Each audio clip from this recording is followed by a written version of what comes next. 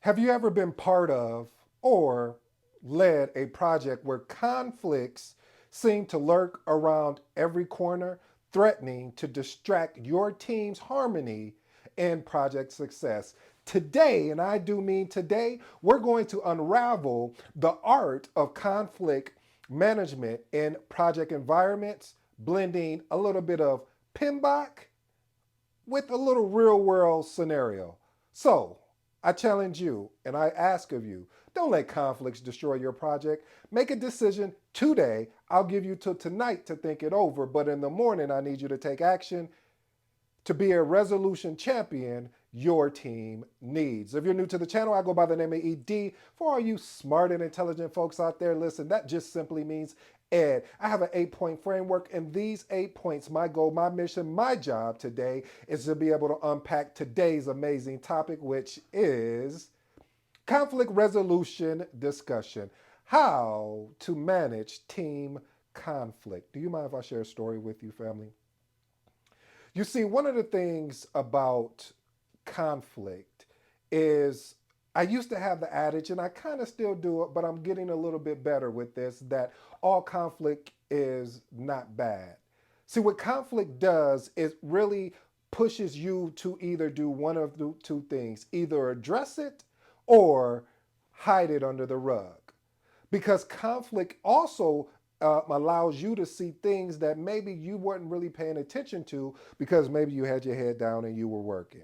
So I remember this situation where I had this stakeholder that I'm leading up the project meeting, and he would show he would all it would never fail. He would always show up 5 to 10 minutes late, and he would say, "Well, what are we talking about?" Like as soon as he got on a call, doesn't matter who was talking, he would disrupt the call and say, "Okay, what are we talking about?" And because of his title, we got caught up in the whole title. Well, I say we, but I was at a point where one time was already good enough. But when he did it for the second time, I jumped on it immediately and I said, "Hey, after the call, can I talk with you about the project? There's some things that I want to discuss." And the reason why I did that, family, instead of saying addressing him, in a public forum like that first, is because I needed to get an understanding of why does he come to our meetings and disrupt the meeting where there's always a meeting recap. There's always a way he can talk to anyone if he missed something, if he had maybe a meeting that was right before it and it ran over. So there wasn't really any excuse for him to do this. So when I pulled the gentleman to a side, I asked him, I said, "Why do you come on our meetings 5 to 10 minutes late every time we have a meeting, and then you disrupt the continuity of the meeting as we're having a really good discussion?" He's like, "Oh, I'm so sorry. I didn't know that was a problem." He was like, "Sometimes my team doesn't keep me updated, so I want to make sure that I don't miss anything." Mm. You see, there was the problem right there. And again, family, in conflict, you have to, I mean, especially if you're the project manager or a coordinator, you have to leverage active listening to a level that you've never done active listening before. Because right then and there, he told me what the issue was, what was forcing him to respond and react the way that he did when he jumped on calls. This is a team thing, meaning his team is not giving him the information that he was expecting of them. So today, family, as we walk through these 8 points, I'm going to say there's no right answer that's going to fix any conflict, because you have to keep in mind it all depends on the people. The people has to have or have to have a open mind when you are going through a conflict resolution, or basically there is a conflict, because if you don't have the opportunity to work with someone who has an open mind to talk about the conflict that they have with you, or you have with them, it truly would be useless. So I'm not going to shoot these theories and these various ways to resolve conflict, but I want to give you some tips if you ever run into conflict on your project, or you're the project coordinator and you're assisting the project manager or leading a project. What are some things you should probably, my recommendations of what you should do to address it? So let's get into what PMBOK talks about. So PMBOK has 5 conflict resolution techniques, and this is according to the PMBOK, and is withdraw and avoid. Now, the withdraw and avoid is useful in situations where conflict does not provide a path to a constructive outcome or when cooling off periods are needed. Then you have smooth and accommodate. This is basically more or less effective in maintaining team harmony and when issues at a hand is more important to the other party. Now you have compromise and reconcile, which this basically means this is really a quick temporary solution that's needed for both parties to agree on, but don't, so they won't give up in so many words. And then you have force and direct, where this can be required because maybe there was a lot of choices being made and it needs to be a really decisive response and an action that's going to require an unpopular decision among everyone.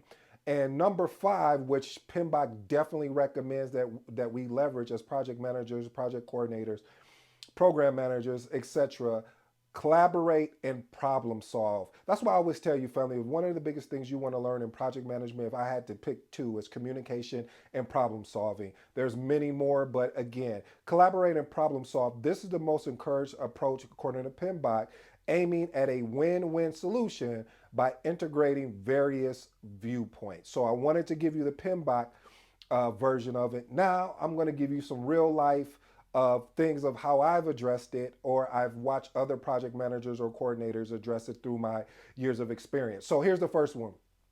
You need to identify and address potential stress points early. What does that mean? Family, that means when you see an issue on a project, you need to get in front of it fast. One of the things I recommend is creating, ensuring that you do a kickoff meeting on a particular project. Map out. One of the things I've seen this one project manager do, and I give you a shout out on that because I definitely did model that from you. What I did was, especially if there's a project that you run, let's say that you run every year. Matter of fact, scratch that. Even if you don't run it, this particular project, this framework will be useful for you. So one of the things that I've done is build into my kickoff deck some of the things, stress points that I've experienced over the years and how they will be addressed on this particular project. So right away, you're already attacking what the problem is from the get-go. So there's no gray area, there's no pie in the eye, or there's no miscommunication. I'm communicating to you now. If this comes up, this is how we're going to address it around resources, around time, around cost, around the quality. So this is a very important thing. Family, while we're on that topic, I still want to ask you, what is the single biggest challenge you're having in project management? Leave it in the comments. I would love to hear it. And I may even make a video off of your particular comment. All right, let's move on to point number 2. Set expectations early and often. And again, set expectations early and often. Reason why I say that you need to do this, family, is because expectations has a tendency to shift. They have a tendency to change. So what the expectations were a month ago, they may have changed because of the project need. Sometimes what happens is, and I've seen this personally as well as on projects, is that we forget to talk about the new expectations because of how the project shift, and we're thinking that people should know. No, they shouldn't know. They shouldn't be a mind reader. What they should do is be able to be open to listen to how the expectations have shifted, and you need to articulate that out to the particular project team. Point number 3, establish and lead with open communication. Listen, you need to have an open communication where team members or stakeholders can express their concerns, provide feedback, and this is going to reduce misunderstanding. Now, here's the caveat. This is where this gets dangerous. If someone is giving open feedback on you, I would say don't take it personally, but that wouldn't be smart of me to say that. So what I will say to you is when you hear the feedback, take a minute to digest what is being said about you. Is it about you or the work output that you're providing? Either way, you're still connected to both. So once you understand what is being said about you, again, take a step back before you move forward, because what you don't want to happen is you become emotionally involved and coming from more of an emotional response than more of a factual, more of a strategic response. And trust me, we've all done it where we're responding emotionally because we felt under attack. We're trying to defend ourselves, which is nothing wrong with that. However, you want, especially if you're in a professional environment, which I believe most of you are, if you're watching this information, listening and watching this information, you want to ensure that you're leading with facts, that you're leading with no opinions. These are just the facts of why you did what you did or you're doing what you're doing. Point number 4, encourage team bonding to build trust. You know, one of the biggest things I used to love doing was doing team bonding. Team bonding meaning that it could be say, hey guys, you know what? Um, we're going to take the rest of the day off and we're going to go to a event park, or we're going to do a virtual online what is those escape room, because I've also seen those.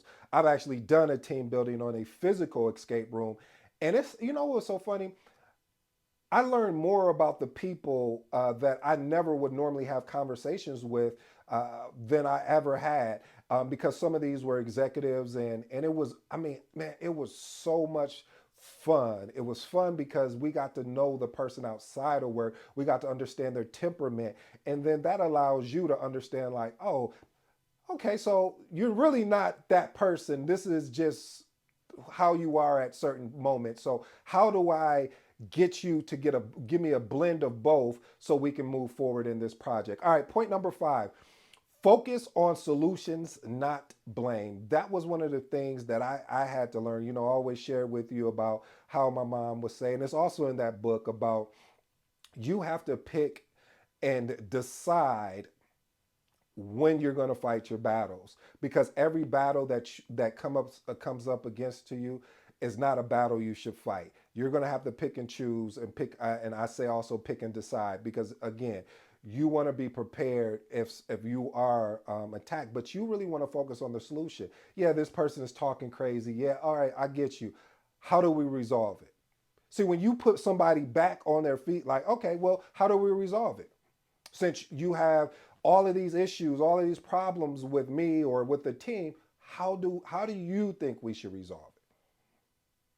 Now the ownership is back on them, and now they've spent so much time focusing on what the problem was, they didn't even have time to focus on what the solution is. So you want to lead with a more focus on solution than actually placing blame all the time or just in general, because it's not going to do either one of you no good, especially if you on this project for a while.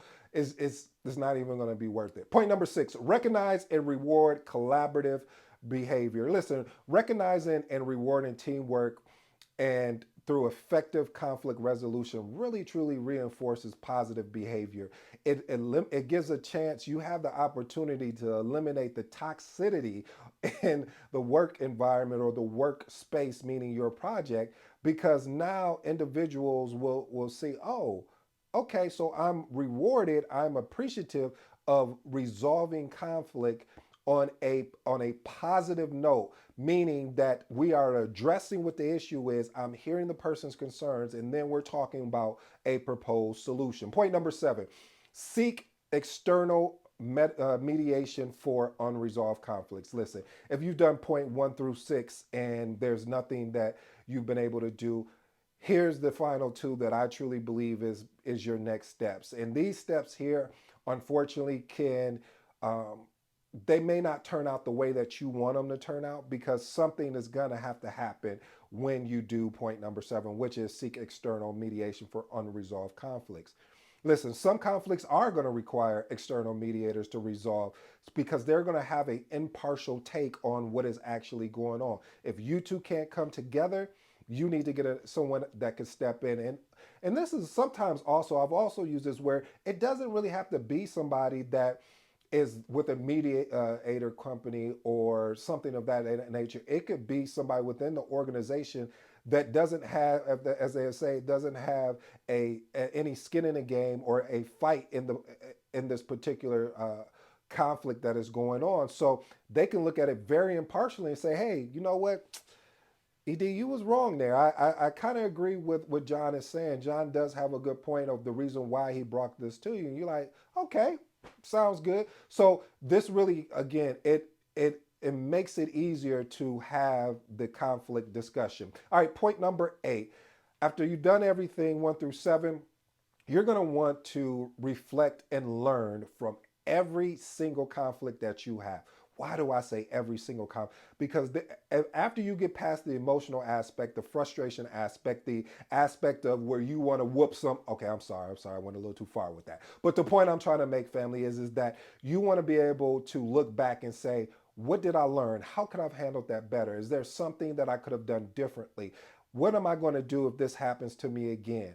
These are ways that you can continue to get better. So when conflict happens, which is going to happen, I'm sorry, but it's going to happen, especially in a project. You need to be able to figure out what you've been through in order to move forward of to address particular conflicts. Here's my bonus for you today, family. Facilitate a constructive disagreements using a collaborative technique. What is that? What are you talking about there? What I mean by that, family, is really having the ability to create innovative solutions. Don't just go with the same plain Jane solution. Well, I'm not going to talk to him. That's not a solution. I won't, I don't want anything to do with it. That's still not a solution. A solution is saying, hey, I know where you stand. You know where I stand.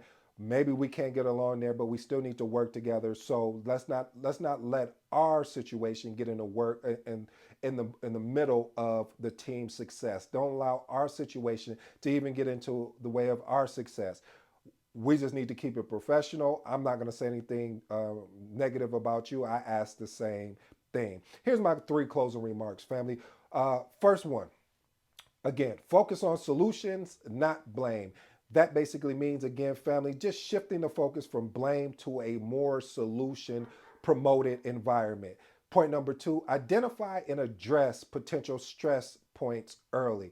Just basically get in front of what the particular issue is. If you're starting to see an issue that's brewing, and it could be, it always starts off really small, and where somebody will make a little offhand comment, and you like, okay, where did that come from? You need to get in front of that right now, because there's going to be more that's coming with that. So you need to find out where this particular stakeholder really is at with how they feel about you. And really, let me step back on that. It's not about how they feel. It's about the disruption that they're creating, because they won't talk to you on a one-on-one basis to say, this is what I'm feeling, this is what I'm thinking. And the last and final point is establish and lead with open communication. Again, family, in order to resolve something, you need to be able to have open conversation about and be very transparent about what you're thinking and how you're feeling. Because if you don't do that, again, something little, something small can happen and you can explode, and people would think, why is this person exploding? Why is this person responding and reacting the way they are? Family, I hope this helps you.